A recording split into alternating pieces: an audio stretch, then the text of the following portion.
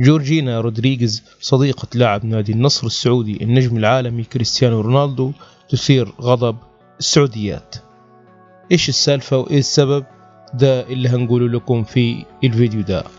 السلام عليكم، لا تنسوا الإعجاب بالفيديو والاشتراك في القناة تشجيعا لنا لنستمر بنشر المزيد إن شاء الله.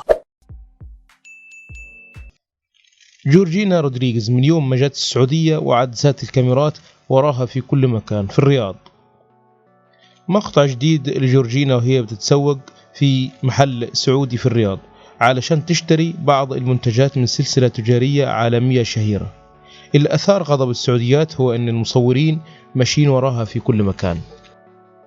علقت فتاة تدعى ليان بتقول على المقطع: تراقبونها بكل مكان، أشغلتونا وأشغلتوها، الله يشغلكم بأنفسكم تفشلون.